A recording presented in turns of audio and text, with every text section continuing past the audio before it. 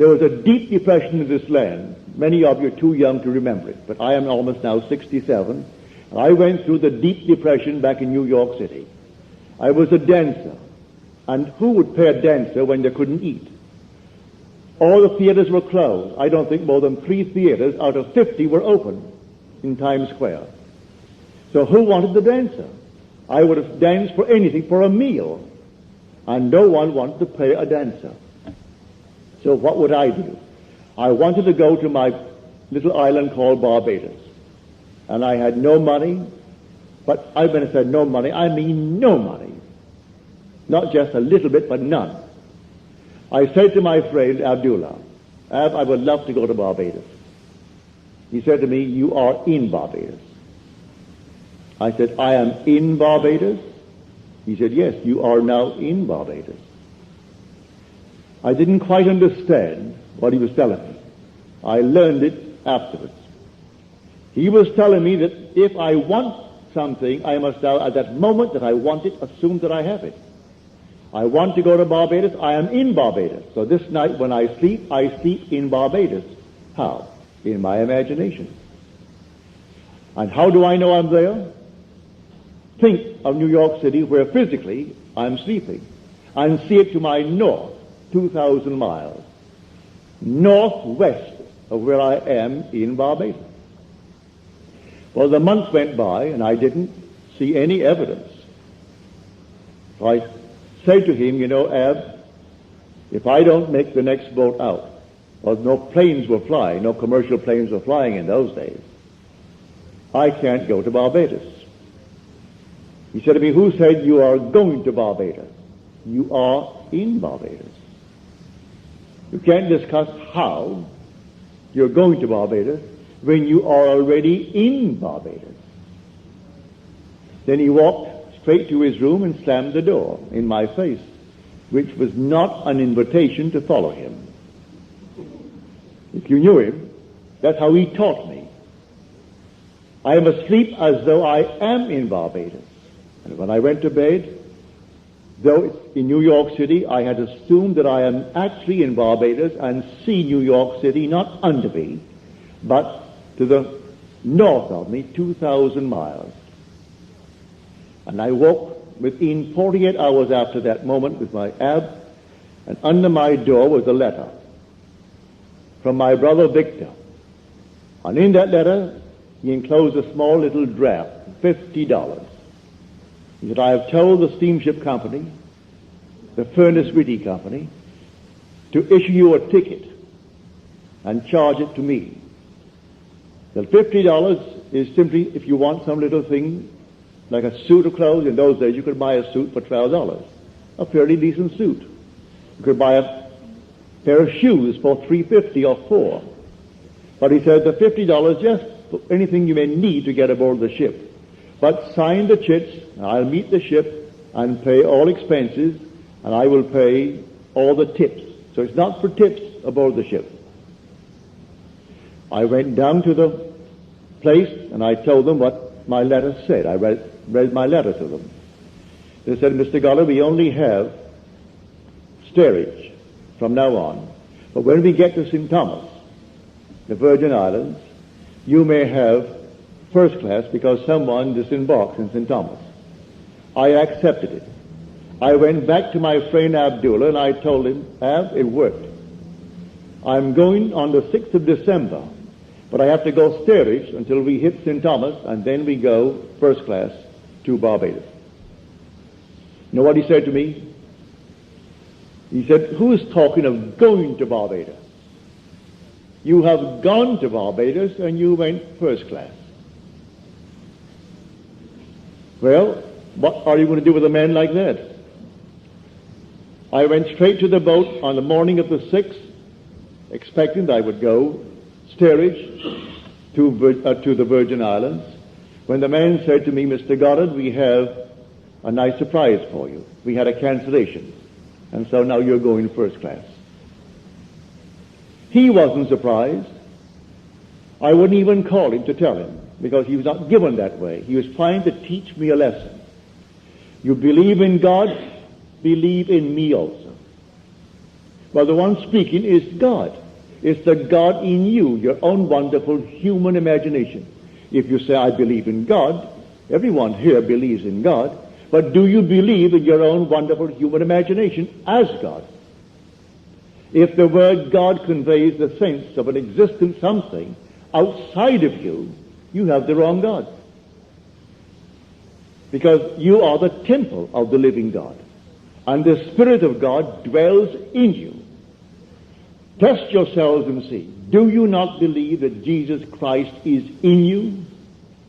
Unless, of course, you fail to meet the test. Well, if he is in me, find out who he is and where he is. Well, I have found him to be my own wonderful human imagination. That's the God in me. It's the God in you. And may I tell you, he cannot fail. He will not fail. But here, on this level, we are the operant power when it comes to the law. When it comes to the promise, that is coming regardless of the life we live in this world. Whether I be rich or poor, be the judge or the one being judged, the murderer or the victim, regardless of what part I play in this world, the promise is not conditioned. It is unconditioned. God promised to redeem himself when he became man. So my fitness for the kingdom of God is not the condition when I accept making myself good. It is the consequence, not the condition of his choice when he called me into the kingdom. So let no one frighten you that you're doing things that's going to stop you from entering the kingdom. It is not conditioned by anything you do in this world. The only condition is on the law. I can say that if I go in a certain direction, I will not encounter certain things. If I dare to assume that I am what I want to be, and I am faithful to that assumption, it will come to pass. If I am not faithful to it, it will not come to pass. If I don't assume that I am it, it will not come to pass. So I am the operant power when it comes to the law. But when it comes to the promise, that is coming regardless of what you do or where you are or anything in this world. Everyone will be redeemed. But everyone. But here when it comes to the law, spend all your time while you are here, because the other is working, it's coming.